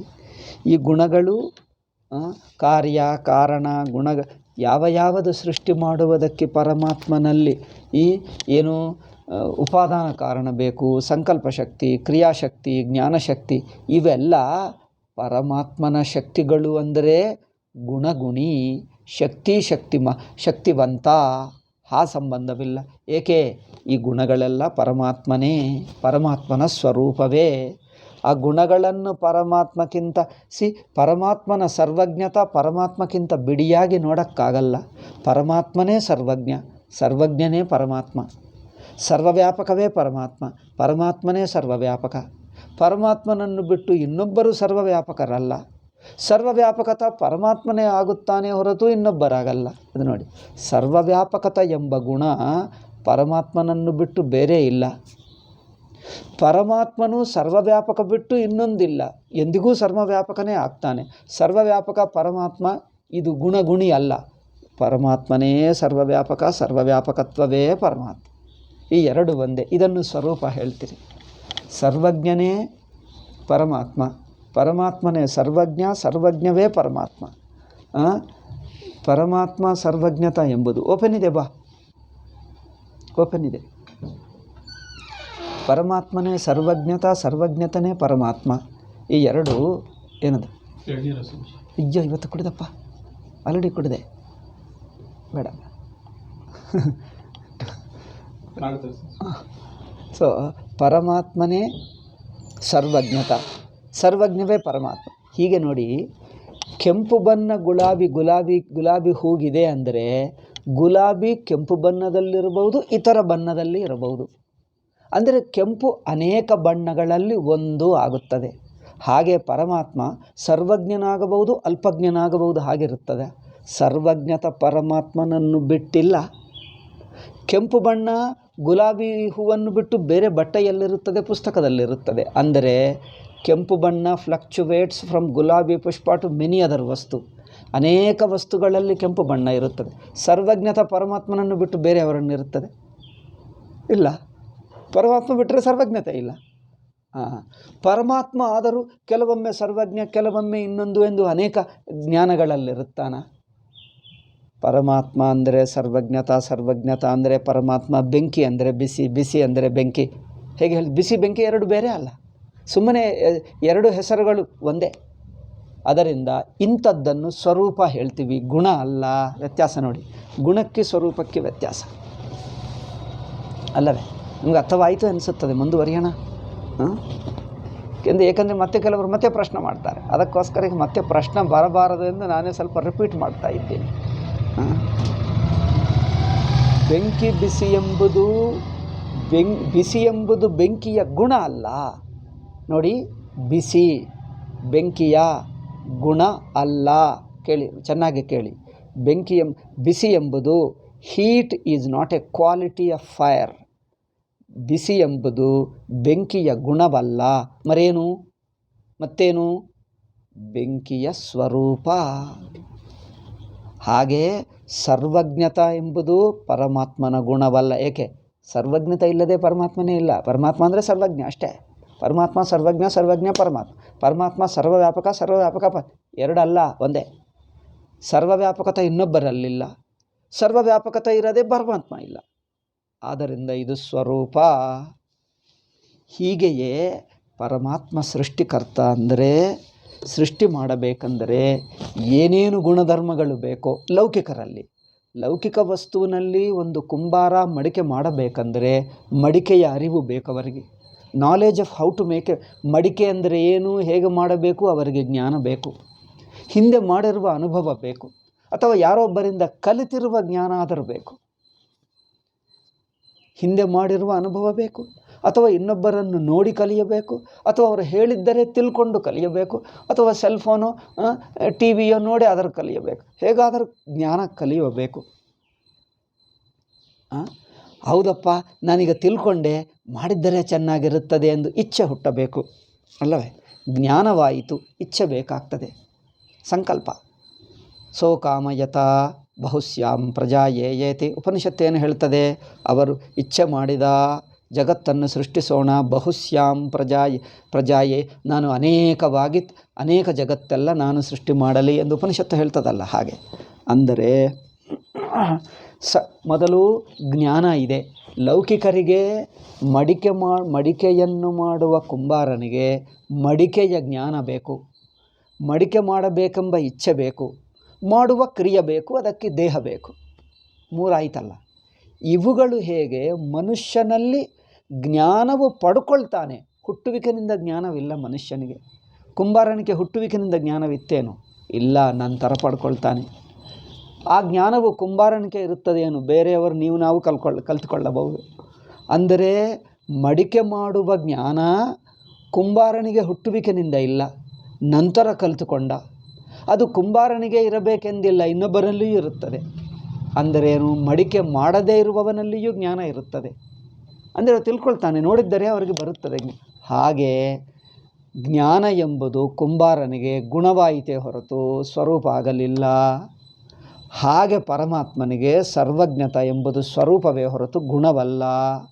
ಹಾಗೆ ಸಂಕಲ್ಪ ಕುಂಬಾರ ಮಡಿಕೆ ಮಾಡಬೇಕು, ಮಡಿಕೆಯನ್ನು ಮಾಡಬೇಕೆಂಬ ಸಂಕಲ್ಪ ಮಾಡ್ತಾನೆ. ಆ ಸಂಕಲ್ಪ ಎಂದಿಗೂ ಇರುತ್ತದೆ ಎಂದು ಹೇಳೋಕ್ಕಾಗಲ್ಲ. ಆಗಾಗ ಮಾಡ್ತಾನೆ. ಚೆನ್ನಾಗಿ ಸೇಲಾಗ್ತಾ ಇದೆ ಅಂದರೆ ಸಂಕಲ್ಪ ಮಾಡ್ತಾನೆ. ಸೇಲ್ ಆಗದಿದ್ದರೆ ಅಯ್ಯೋ ಸೇಲಾಗ್ತಾ ಇಲ್ಲ, ಇನ್ನು ಏಕೆ ಮಡಿಕೆ ಮಾಡಿ ಏನು ಪ್ರಯೋಜನ, ಮಡಿಕೆ ಏಕೆ ಎಂದು ಸಂಕಲ್ಪನೆ ಬಿಟ್ಟುಬಿಡ್ತಾನೆ. ಮಡಿಕೆ ಮಾಡಬೇಕೆಂಬ ಸಂಕಲ್ಪ ಬಿಡುತ್ತೆ. ಅಂದರೆ ಸಂಕಲ್ಪವು ಕೆಲವೊಮ್ಮೆ ಮಾತ್ರ ತಾತ್ಕಾಲಿಕವಾಗಿರುವಂಥ ಗುಣ ಆಗುತ್ತದೆ. ಪರಮಾತ್ಮನಿಗೆ ಆ ಸಂಕಲ್ಪವು ಮನುಷ್ಯನಿಗೆ ಮನಸ್ಸಿನಲ್ಲಿ ಸಂಕಲ್ಪ ಹುಟ್ಟುತ್ತದೆ.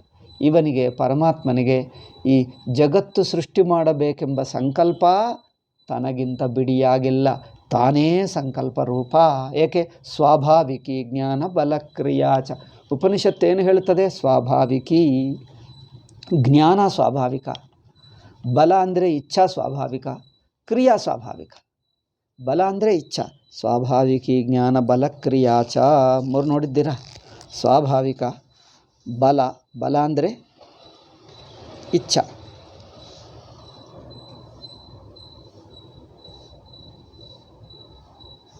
ಅಂದರೆ ಜ್ಞಾನಶಕ್ತಿ, ಇಚ್ಛಾಶಕ್ತಿ, ಕ್ರಿಯಾಶಕ್ತಿ ಮೂರು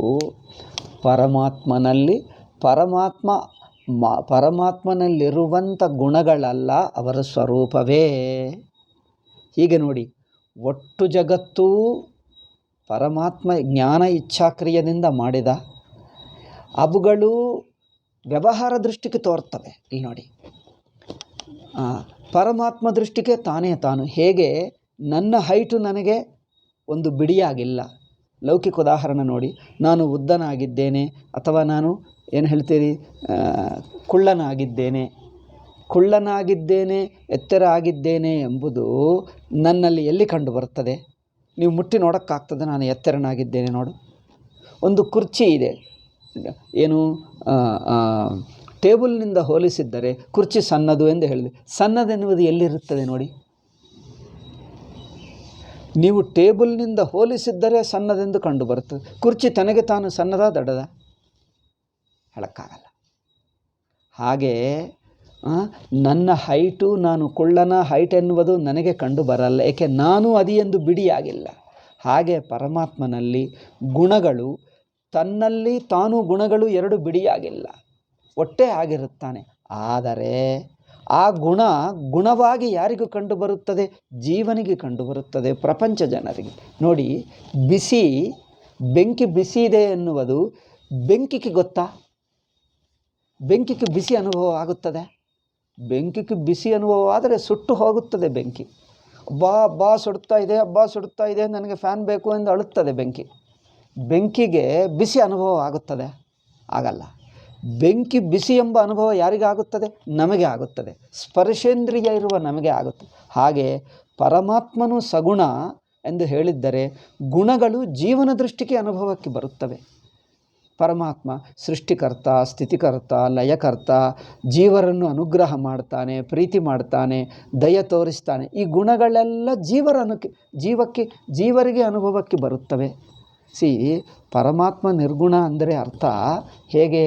ಸ್ವರೂಪವೇ. ಈ ಗುಣಗಳು ಜೀವನ ದೃಷ್ಟಿಗೆ, ಪ್ರಪಂಚ ದೃಷ್ಟಿಗೆ ಗುಣಗಳಾಗಿ ತೋರುತ್ತವೆ. ಪರಮಾತ್ಮ ದೃಷ್ಟಿಗೆ ಗುಣಗಳಾಗಿಲ್ಲ, ಸ್ವರೂಪವಾಗಿರುತ್ತದೆ. ಇದು ವ್ಯತ್ಯಾಸ ನೋಡಿ. ಪರಮಾತ್ಮ ಸಗುಣವಲ್ಲ, ನಿರ್ಗುಣ ಅಂದರೆ ಅರ್ಥವೇನು? ಅಂದರೆ ಗುಣಗಳಿಲ್ಲ ಎಂದರ್ಥ. ಪರಮಾತ್ಮನ ಸ್ವರೂಪವನ್ನೇ ಜೀವರ ದೃಷ್ಟಿಗೆ ಗುಣಗಳಾಗಿ ತೋರುತ್ತವೆ, ತನ್ನ ದೃಷ್ಟಿಗೆ ತಾನೇ ತಾನು. ಈಗ ತನ್ನಲ್ಲಿ ಗುಣ ತಾನು ಎಂಬುದು ವಿಂಗಡವಿಲ್ಲ.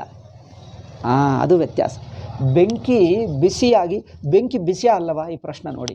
ನಿರ್ಗುಣ ಸಗುಣ ಈಗಲೇ ಅರ್ಥ ಮಾಡಿಸ್ತೀನಿ. ಒಂದು ಮಾತಿನಲ್ಲೇ ನಿರ್ಗುಣ ಸಗುಣ ನಿಮಗೆ ಅರ್ಥ ಮಾಡಿಸ್ತೀನಿ.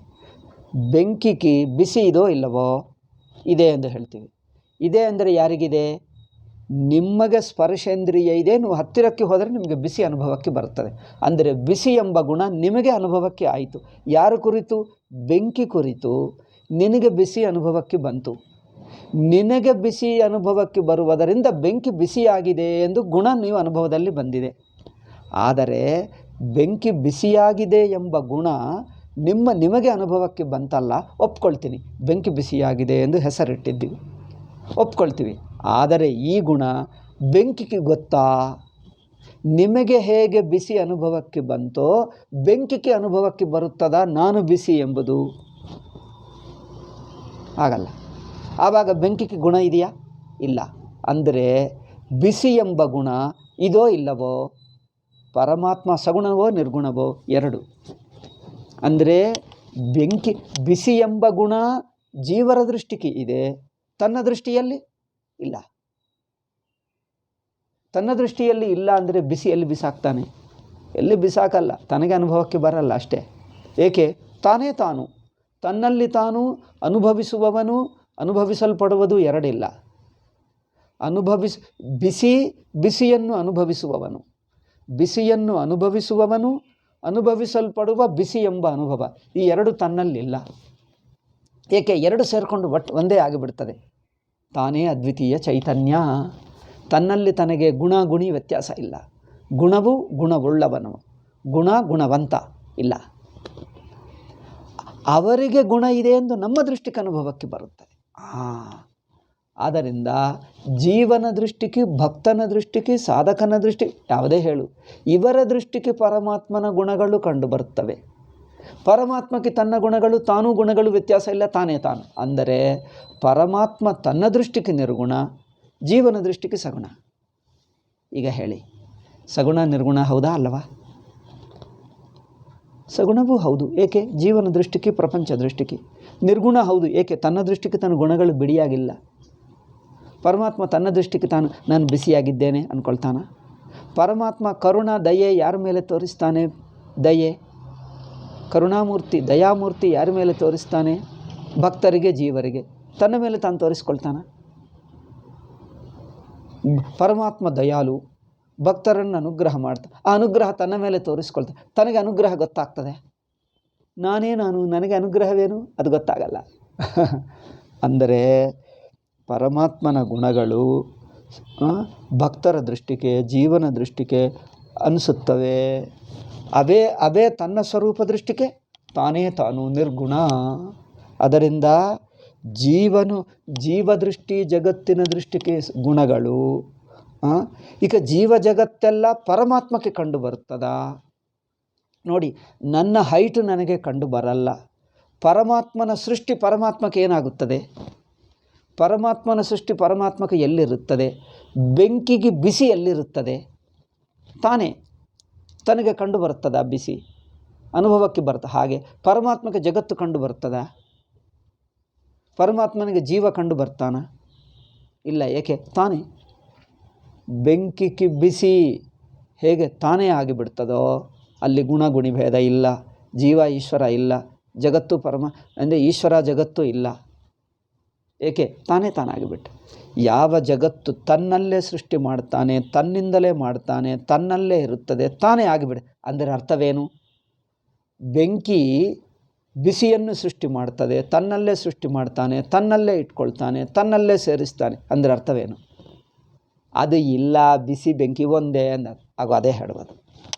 ಬೆಂಕಿಯಿಂದ ಬಿಸಿ ಹುಟ್ಟುತ್ತದೆ, ಮತ್ತು ಬೆಂಕಿಯಲ್ಲೇ ಇರುತ್ತದೆ ಬಿಸಿ, ಬೆಂಕಿಗಿಂತ ಹೊರಗೆ ಇಲ್ಲ, ಮತ್ತು ಬೆಂಕಿಯಲ್ಲೇ ಮುಳುಗಿ ಹೋಗುತ್ತದೆ. ಅಂದರೆ ಅರ್ಥವೇನು?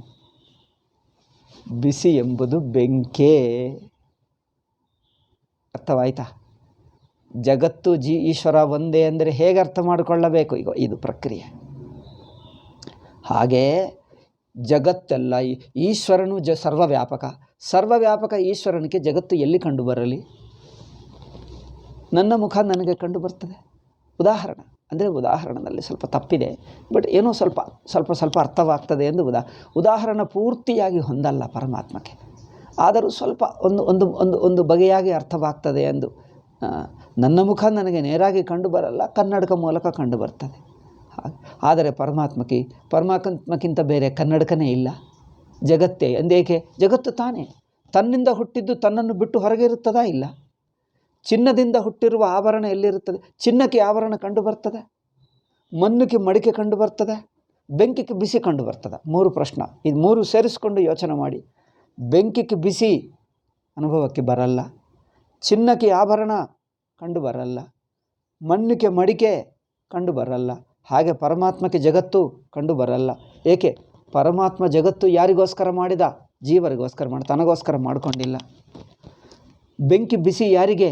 ಇನ್ನೊಬ್ಬರಿಗೆ ಬಿಸಿ ಆಗ್ತದ, ತನಗೆ ಬಿಸಿ ಆಗ್ತದೆ. ಬೆಂಕಿ ಇನ್ನೊಬ್ಬರಿಗೆ ಬಿಸಿ ಆಗ್ತದ, ತನಗೆ ಬಿಸಿ ಆಗ್ತದೆ. ತನಗೆ ಬಿಸಿ ಆಗಲ್ಲ ಅಂದರೆ ತನಗೆ ಬಿಸಿ ಇಲ್ಲ, ಮತ್ತೆ ಇನ್ನೇನು? ತನಗೆ ಬಿಸಿ ಇಲ್ಲ, ಇನ್ನೊಬ್ಬರಿಗೆ ಜೀವರಿಗಿದೆ. ಹಾಗೆ ಪರಮಾತ್ಮ ಜಗತ್ತು ಯಾರಿಗೆ ಮಾಡಿದ?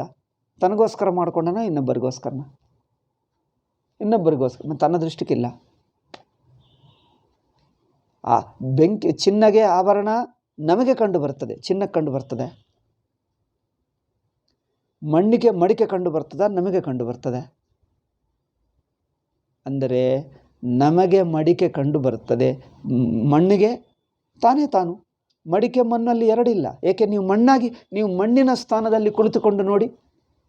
ನಿಮ್ಮ ಹೈಟ್ ನಿಮಗೆ ಹೇಗೆ ಕಂಡು ಬರಲ್ಲವೋ, ನಿಮ್ಮಲ್ಲಿ ಮಡಿಕೆ ನಿಮಗೆ ಅಂದರೆ ನೀವು ಮಣ್ಣು, ನಿಮಗೆ ಮಡಿಕೆ ನಿಮಗೆ ಕಂಡು ಬರಲ್ಲ. ಏಕೆ? ನಿಮ್ಮ ಹೈಟ್ ನಿಮಗೆ ಹೇಗೆ ಕಂಡು ಬರಲ್ಲವೋ ಹಾಗೆ ಮಡಿಕೆ ನೀನೇ ಆಗಿಬಿಡ್ತೀವಿ. ನಿನಗೆ ಮಡಿಕೆ ಕಂಡು ಬರಲ್ಲ. ನಿನ್ನ ಮುಖ ಹಾಗೆ ಇರುತ್ತದೆ, ನಿನಗೇನು ಕಂಡು ಬರಲ್ಲ. ಇಲ್ಲವೇ ಇಲ್ಲ. ಚಿನ್ನಕ್ಕೆ ಆಭರಣ ಇಲ್ಲ, ಮಣ್ಣಿಗೆ ಮಡಿಕೆ ಇಲ್ಲ, ಬೆಂಕಿಗೆ ಬಿಸಿ ಇಲ್ಲ. ಹಾಗೆ ಜಗತ್ತು ಪರಮಾತ್ಮಕ್ಕಿಲ್ಲ, ಜೀವನ ದೃಷ್ಟಿಗಿದೆ. ಸೃಷ್ಟಿ ಯಾರಿಗೆ ಮಾಡಿದ್ದಾರೆ? ಜೀವನ ದೃಷ್ಟಿಗೆ. ಜೀವತ್ವವೂ ಸೃಷ್ಟಿ, ಜೀವತ್ವವೂ ಪರಮಾತ್ಮ ದೃಷ್ಟಿಗಿಲ್ಲ. ಪರಮಾತ್ಮ ದೃಷ್ಟಿಗೆ ಜಗತ್ತಿಲ್ಲ, ಜೀವ ಇಲ್ಲ, ಇದು ನಿರ್ಗುಣ. ಆದ್ದರಿಂದ ನಮಗೆ ಕಂಡು ಬರುವುದು ಪರಮಾತ್ಮ ದೃಷ್ಟಿಗಿಲ್ಲ. ಏಕೆ? ಪರಮಾತ್ಮ ದೃಷ್ಟಿಗೆ ಎಲ್ಲವೂ ತಾನೇ, ಅದ್ವಿತೀಯ ಬ್ರಹ್ಮ. ಅದರಿಂದ ಜೀವನು ಪರಮಾತ್ಮನನ್ನು ಅರ್ಥ ಮಾಡಿಕೊಳ್ತಾ ಹತ್ತಿರಕ್ಕೆ ಹೋಗಿ ಹೋಗಿ ಹೋಗಿ ಜೀವಭಾವವೇ ಬಿಟ್ಟರೆ ಒಂದೇ ಒಂದಾಗುತ್ತಾನೆ, ತಾನು, ತನಗಿಂತ ಬೇರೆ ಇಲ್ಲ. ನೀವು ಸುಷುಪ್ತಿಯನ್ನು ಎಚ್ಚರದಿಂದ ನೋಡಿದ್ದರೆ ಸುಷುಪ್ತಿ ಕಪ್ಪಿದೆ, ನಾನು ಜಗತ್ತು, ನಾನೊಬ್ಬ ಮನುಷ್ಯ, ನನಗೆ ಮನಸ್ಸಿದೆ, ಇಂದ್ರಿಯಗಳಿವೆ. ಸುಷುಪ್ತಿ ನಾನು ಸುಷುಪ್ತಿ ಕಪ್ಪಿದೆ, ಏನಿಲ್ಲ ಅನಿಸುತ್ತದೆ. ನಾನು ಇಲ್ಲಿದ್ದೇನೆ ಮನಸ್ಸು. ನೀವು ಮನಸ್ಸನ್ನು ಬಿಟ್ಟಂದ್ರೇನು? ನೀನು ನಿನ್ನ ಮನಸ್ಸು ಎಲ್ಲ ಸುಷುಪ್ತಿಯಲ್ಲೇ ಮುಳುಗಿ ಹೋಯಿತು. ಈಗ ಆವಾಗ ಸುಷುಪ್ತಿ ಹೇಗಿದೆ ಹೇಳು? ಸುಷುಪ್ತಿ ಕಪ್ಪಿದೆಯಾ, ಬಿಳಿ ಇದೆಯಾ, ಹೇಗಿದೆ? ಕಪ್ಪಿಲ್ಲ, ಬಿಳಿ ಇಲ್ಲ, ನಾನೇ ಸುಷುಪ್ತಿ. ನನಗೆ ಹೇಗೆ ಕಂಡು ಬರ್ತೀನಿ? ಆದ್ದರಿಂದ ಜಗತ್ತು ಜೀವ ಎಂಬುದು ಜೀವನ ದೃಷ್ಟಿಗೆ, ಪರಮಾತ್ಮ ದೃಷ್ಟಿಗಿಲ್ಲ. ಅದರಿಂದ ಸಗುಣವು ಕರೆಕ್ಟಾ, ನಿರ್ಗುಣವು ಕರೆಕ್ಟಾ? ಅಯ್ಯೋ, ನೀವು ಅದ್ವೈತಿಗಳು ನಿರ್ಗುಣ ಹೇಳ್ತಾರೆ, ನೀವು ಸಗುಣ ಒಪ್ಪಲ್ಲ ಎಂದವರನ್ನು ಬೇಕಾದಷ್ಟು ಬೈದರು. ಅದ್ವೈತಿಗಳನ್ನು ತುಂಬ ಬೈದರು. ಯಾರು? ದ್ವೈತಿಗಳು. ಇಷ್ಟ ಬಂದಂತೆ ಬೈದರು. ಮೂರ್ಖರು, ದುಷ್ಟರು, ತಿಳುವಳಿಕೆ ಇಲ್ಲ, ಬುದ್ಧಿ ಇಲ್ಲದವರು ಏನೇನೋ ಹೇಳಿಬಿಟ್ರು ಶಂಕರಾಚಾರ್ಯರನ್ನು, ನಮ್ಮನ್ನು, ನಿಮ್ಮನ್ನು, ಎಲ್ಲರನ್ನು. ಅಂದರೆ ಅರ್ಥವೇನವರಿಗೆ? ಗುಣಗಳು ನೀವು ಗುಣಗಳಿಲ್ಲ ಹೇಳ್ತಾ ಇದ್ದೀರಿ ಅಂದರೆ ಶೂನ್ಯ, ಪರಮಾತ್ಮಕ್ಕೆ ಗುಣಗಳಿಲ್ಲದೆ ಮಾತಾಡಿಬಿಟ್ಟಿದ್ದೀರಿ ಹೀಗೆ ಹೇಳ್ತಾರೆ. ಅವರು ಪೂರ್ತಿಯಾಗಿ ಕೇಳ್ತಾ ಇಲ್ಲ, ಸರಿಯಾಗಿ ಅರ್ಥ ಮಾಡ್ಕೊಳ್ತಾ ಇಲ್ಲ. ನಮ್ಮ ದೃಷ್ಟಿ ಏನು ಕೇಳಬೇಕವರು. ಗುಣಗಳು ತನ್ನ ದೃಷ್ಟಿಗೆ ಬಿಡಿಯಾಗಿಲ್ಲ ನೋಡಿ. ಜೀವನ ದೃಷ್ಟಿ ಬರೀ ಯಾವ ಜೀವನ ದೃಷ್ಟಿಗೆ ತೋರುತ್ತದೋ, ಜೀವನಾದರಿಂದ ಇದ್ದಾನ ಈಶ್ವರನ ದೃಷ್ಟಿಗೆ. ಈಶ್ವರನ ದೃಷ್ಟಿಗೆ ಜೀವನೂ ಇಲ್ಲ, ಜೀವನೂ ತಾನೇ. ಅದರಿಂದ ಪರಮಾತ್ಮ ದೃಷ್ಟಿಗೆ ಜೀವರು ಬಿಡಿಯಾಗಿಲ್ಲ, ಜಗತ್ತು ಬಿಡಿಯಾಗಿಲ್ಲ. ತಾನು ತಾನು ಅದ್ವಿತೀಯವಾಗಿರುತ್ತಾನೆ. ಇದು ಅದ್ವೈತ, ಇದು ನಿರ್ಗುಣ, ಇದು ಸಚ್ಚಿದಾನಂದ ಸ್ವರೂಪ ಸರ್ವವ್ಯಾಪಕ. ಆಕಾಶಕ್ಕೆ ಮಡಿಕೆ ಆಕಾಶ ಕಂಡು ಬರ್ತದೆ. ಆಕಾಶಕ್ಕೆ ಮಡಿಕೆ ಆಕಾಶ, ರೂಮಿನ ಆಕಾಶ ಎಲ್ಲಿ ಕಂಡು ಬರಲಿ, ಹೇಗೆ ಕಂಡು ಬರಲಿ? ಮಡಿಕೆ ಆಕಾಶ ತಾನೇ, ರೂಮಿನ ಆಕಾಶ ತಾನೇ. ಯಾರು ಅನಂತ ಆಕಾಶ, ಅನಂತ ಆಕಾಶಕ್ಕೆ ಹೇಗೆ ಕಂಡು ಬರ್ತದೆ?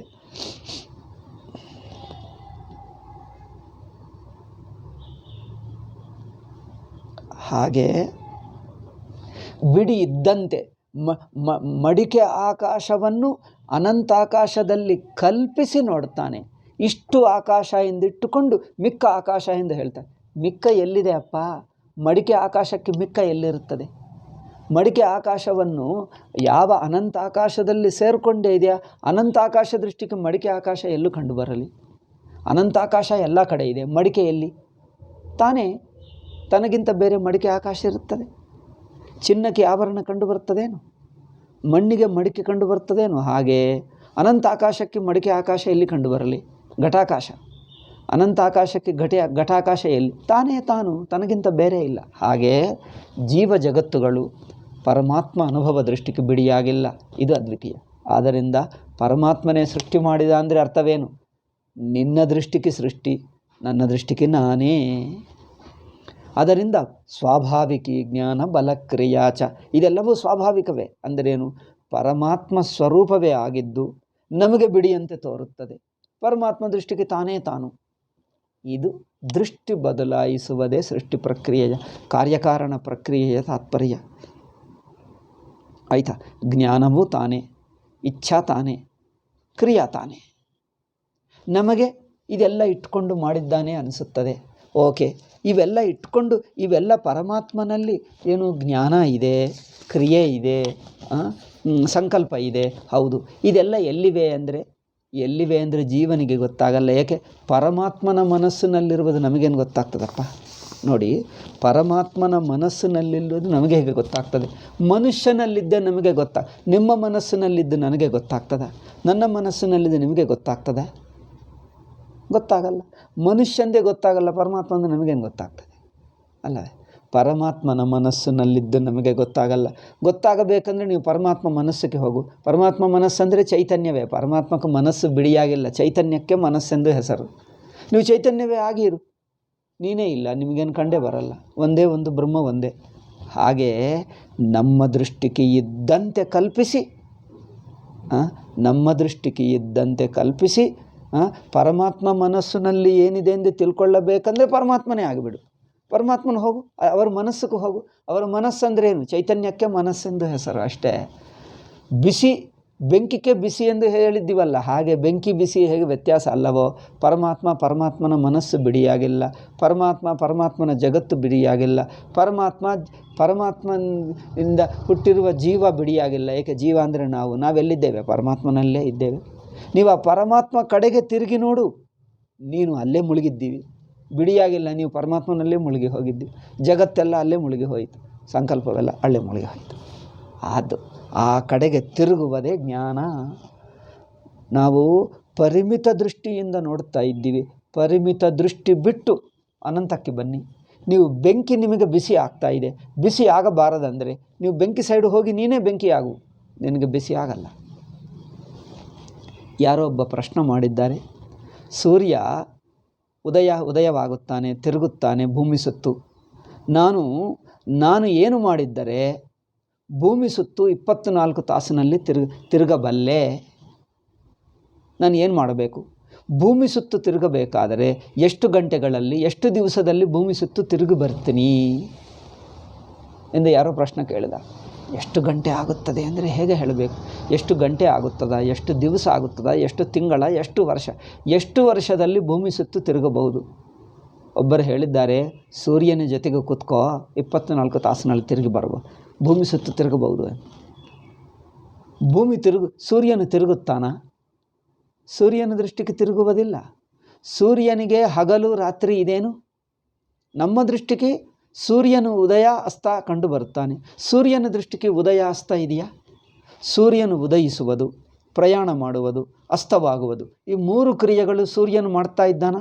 ಹೌದು, ಮಾಡ್ತಾ ಇದ್ದಾನೆ. ನಾವು ನೋಡ್ತಾ ಇದ್ದೀವಲ್ಲ, ನೀವು ನೋಡ್ತಾ ಇದ್ದೀವಿ. ಸೂರ್ಯನಿಗೆ ಗೊತ್ತಾ? ಸೂರ್ಯನಿಗೆ ಉದಯವಿದೆ? ಇಲ್ಲ. ಪ್ರಯಾಣ ಇಲ್ಲ, ಅಸ್ತ ಇಲ್ಲ. ಅಯ್ಯೋ, ಅದೇನು ನಮಗೆ ಕಂಡು ಬರ್ತಾ ಇದೆ ಅಲ್ಲ? ಅಷ್ಟೇ, ನಿಮಗೆ ಕಂಡು ಬರಲಿ. ನಿಮಗೆ ಕಂಡು ಬಂದರೆ ಸೂರ್ಯನಿಗಿರಬೇಕಾ? ಸೂರ್ಯನಿಗಿರಬೇಕಾಗಿಲ್ಲ. ನಿಮಗೆ ಕಂಡು ಬರ್ತಾವ? ಹೌದು, ಕಂಡು ಬರ್ತದೆ.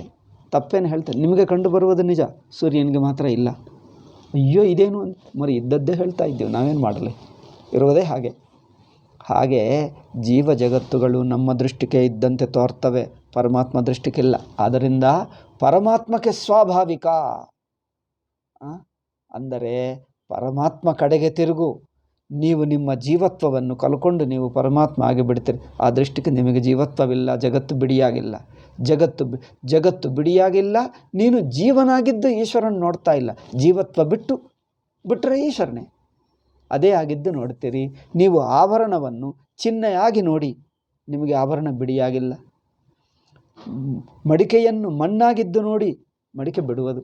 ಅಂದರೆ ಮಡಿಕೆ ಅಂದರೆ ಜೀವ ಬಿಟ್ಟು ಈಶ್ವರನಾಗುವುದಂದರೆ ನೀವು ಮಣ್ಣಿನ ದೃಷ್ಟಿ ತಗೋ, ನೀವು ಮಡಿಕೆ ಎಂಬುದು ಮಣ್ಣೇ ಆಗುತ್ತದೆ, ಬಿಡಿಯಾಗಿಲ್ಲ. ಚಿನ್ನದ ದೃಷ್ಟಿ ತಗೋ, ನೀವು ಆಭರಣವಿಲ್ಲ, ನೀವು ಚಿನ್ನನೇ ಆಗಿಬಿಡ್ತೀವಿ. ಹಾಗೆ ನೀವು ಚೈತನ್ಯ ಸ್ವರೂಪ, ಇರವಿನ ಪರಮಾತ್ಮ ಸ್ವರೂಪ, ಅರಿವು ಸರ್ವವ್ಯಾಪಕ ಅನಂತ ಆನಂದ ಸ್ವರೂಪನಾಗಿರುವ ಪರಮಾತ್ಮ ಕಡೆಗೆ ತಿರುಗು. ನೀವು ಜೀವ ಅನಿಸುತ್ತಿರುವುದಿಲ್ಲ, ಜಗತ್ತನಿಸುವುದಿಲ್ಲ, ಇರುವುದಂತೆ ಬ್ರಹ್ಮ. ಹೀಗೆ ಇದೆಲ್ಲ ಪರಮಾತ್ಮನ ಸ್ವರೂಪ ಎಂದು ಹೇಳಿದ್ದೇವೆ. ಸಾಕಾ? ಈಗ ಲಾಸ್ಟ್ಗೆ ಬಂದಿದ್ದೇವೆ. ಒಂದು ಪಾಯಿಂಟ್ ಇದೆ. ಪರಮಾತ್ಮನ ಜ್ಞಾನಶಕ್ತಿ, ಸಂಕಲ್ಪಶಕ್ತಿ, ಕ್ರಿಯಾಶಕ್ತಿ 3 ಇವೇನು ನಮ್ಮ ದೃಷ್ಟಿಗೆ ಇದ್ದಂತೆ ಅನಿಸುತ್ತವೆ. ಅವರ ದೃಷ್ಟಿಗೆ ತಾನೇ ತಾನು ಈಗ ತನಗಿಂತ ಬಿಡಿಯಾಗಿಲ್ಲ. ಸ್ವಾಭಾವಿಕ ಜ್ಞಾನ ಫಲಕ್ರಿಯಾಚ ಅಂದರೆ ಜೀವನ ದೃಷ್ಟಿಗೆ ಅವರವರ ಕರ್ಮಕ್ಕೆ ಅನುಗುಣವಾಗಿ ಜಗತ್ತು ಮಾಡುತ್ತಿದ್ದಂತೆ ತೋರ್ತಾನೆ, ತನ್ನ ದೃಷ್ಟಿಗೆ ತಾನೇ ಇರ್ತಾನೆ. ಹಾಗೆಯೇ ಇದು 17ನೇಯದು ಇವತ್ತು ಮುಗಿಸಿದ್ದೇವೆ, ಸಾಕು. ಮತ್ತು 18ನೇಯದು ಅಂಶ ನಾಳೆ ಅಂದರೆ ಮುಂದಿನ ಪಾಠದಲ್ಲಿ ಹೇಳೋಣ. ಐ ಥಿಂಕ್ ಈಗ ಈ ಸೃಷ್ಟಿ ಅರ್ಥವಾಯಿತು ಅನಿಸುತ್ತದೆ. ಈಗ ಕೊನೆಯ ಒಂದೇ ಅಧ್ಯಾಯ ಉಳಿದಿದೆ, ಸಣ್ಣ ಅಧ್ಯಾಯ 18th ಅಂದರೆ 18ನೇಯ ಅಧ್ಯಾಯ ಹೇಳಿದ್ದರೆ ಕಾರ್ಯಕಾರಣ ಪ್ರಕ್ರಿಯೆ ಮುಗಿಯುತ್ತದೆ. ಒಂದೇ ಅಧ್ಯಾಯ ಉಳಿದಿದೆ. ಇದರ ಸಮ್ಮರಿ ಅಂದರೆ ಇಷ್ಟು ದಿವಸ ಅಂದರೆ ಎಷ್ಟು ತಿಂಗಳಿನಿಂದ ಹೇಳ್ತಾ ಇದ್ದೀವಿ. ಈ ಕಾರ್ಯಕಾರಣ ಪ್ರಕ್ರಿಯೆಯನ್ನು ಮುಂದಿನ ಪಾಠದಲ್ಲಿ ಇದೆಲ್ಲ ಹೇಳಿ ಕೊನೆಗೂ ಇನ್ಫ್ಯಾಕ್ಟ್ ಇವತ್ತೇ ಹೇಳಿಬಿಟ್ಟೆ, ಕಾರ್ಯಕಾರಣ ಪ್ರಕ್ರಿಯೆ ಮುಗಿಸಿಬಿಟ್ಟೆ. ಕಾರ್ಯಕಾರಣ ಪ್ರಕ್ರಿಯೆ ಅಂತೆ ಐಕ್ಯ ಒಂದೇ ಬ್ರಹ್ಮ ಎಂದು ತಿಳ್ಕೊಳ್ಳುವುದೇ ಕಾರ್ಯಕಾರಣ. ಇವತ್ತೇ ಹೇಳಿದ್ದೀನಿ, ಆದರೆ ಇನ್ನು ಮುಂದಿನ ಪಾಠದಲ್ಲಿ ಇದರ ಉಪಸಂಹಾರ ಮಾಡಿ ಪೂರ್ತಿ ಕಾರ್ಯಕಾರಣ ಪ್ರಕ್ರಿಯೆ ಸಾರ ತತ್ವ ಹೇಳಿಬಿಟ್ಟರೆ ಮುಗಿಯುತ್ತದೆ. ಓಂ ಶಾಂತಿ ಶಾಂತಿ ಶಾಂತಿ. ಹರಿ ಓಂ ಶ್ರೀ ಗುರುಭ್ಯೋ ನಮಃ. ಹರಿ ಓಂ ತತ್ಸತ್. ಆಯಿತಾ? ಓಂ.